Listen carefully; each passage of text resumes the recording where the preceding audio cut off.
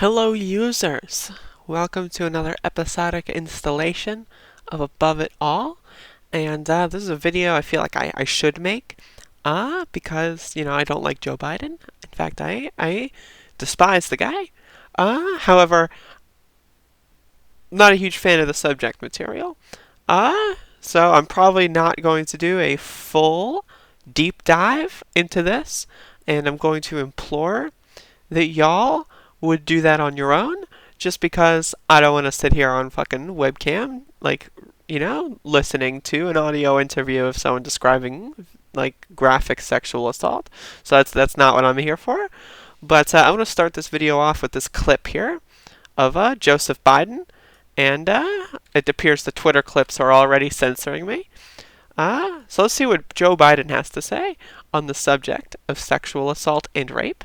To audiences over the years, particularly I'd go to men's audiences, and they'd say, why doesn't she just say something? And I'd point out, when you were a kid, you were the bully in the schoolyard and took your lunch money and had you down. What'd your father or mother tell you? Tell you what my mother told you. Just smack him in the nose. How many of you tough guys had the nerve to smack him in the nose? How many of you did? And if, God forbid, you walked out and somebody patted you in the rear end, your boss, or said something to you, how many of you would go report it? And the line I always use is, how many of you men in here saw the movie Deliverance? I know what scene you remembered, right? How many of you would walk out of the woods and report, I've been raped? Most men say, I'd go home and get my gun and I'd come back and I'd take care of it. Give me a break. Well, typical Biden fashion, kind of wobbling around that. But this is important because this is a good preface for what's going to happen. This is an individual that was a Senate staffer, or an aide, I don't know what the technical term is, for Biden. And she describes, you can just read the text yourself, but she describes what happened to her, and she reported this several times throughout the timeline from then to now. But each time she's tried to, no one's taken it seriously. So she's done it again, and she's gone basically full-fledged, and basically have just done explicit audio interviews on what happened to her. So you can check out the SoundCloud for Katie Halper's story. Also, Crystal Ball did an interview with her that I watched earlier as well. So I would check out both of these. I'll put the links in the description. But what's super interesting about this is, again, I'm not here to go into graphic detail just because I think it's disgusting, and partially because it's very triggering for me. But the thing that's super interesting about this is the resistance crowd who, oh, how dare you support a pussy grabber, kind of people. Those are the same people that are endorsing Joe Biden. We're in a current situation where 66% of the presidential candidates running for president are rapists. 66 fucking percent. 2 out of 3. And that's just not good. That's just really bad. So again, I'm just going to link these threads. You should just read them on your own. But what's super interesting is the person who's making these audio interviews and the rounds trying to explain her story. She's been search banned on twitter.com, and that's super interesting. The hashtags that people were using have been banned on Twitter, in the sense that when you click on them, nothing happens, and people are switching to different hashtags.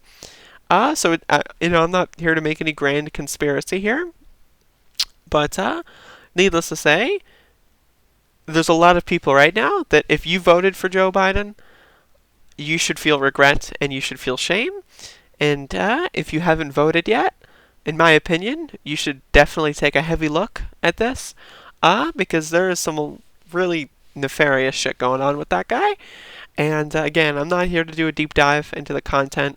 I feel like the people watching my video are smart enough to do that themselves. But I just, have to make a video about it. But yeah. Joe Biden, not good, folks. Not good. The thing about it, again, is that the media, the so-called liberal media, is not doing anything about this, and they won't do anything about this. They won't. Like CNN, they're not going to do anything about this. They don't care. They don't give a fuck because like they're owned by the same people that Biden is owned by. They're all in the same big club, and we're not in it, folks. We're not in their club. And if you're in that club, you can do whatever you want. You can rape as many people as you want. You can assault as many people as you want. And there's no repercussions for those actions. Just gotta be in the club. And I don't know, it's disgusting. There's a lot of people in the resistance crowd that are promoting like, oh, she wrote something about Russia once. She's a Russian asset. And it's just horrific stuff. It's absolutely horrific stuff. So again, this is pretty much the extent. Go read into this yourself and listen to the audio interviews yourself and go from there. But not good. Not good. This is I would say like at this point hearing the graphic depiction of what Biden did to this lady, I'm a relative vote blue no matter who person, but nah, sorry, like, not anymore. The straw that breaks the camel's back, and we still have a chance to elect a president who's not a confirmed rapist. So, come on, y'all. If you live in a state that hasn't voted yet, you need to get everything you can, mobilize your whole family, tell everyone you know, and it needs to happen. It needs to happen. We can't have a general election. If there is a general election, we cannot have one where both people are confirmed rapists. I'm sorry. I'm sorry. Just no. No.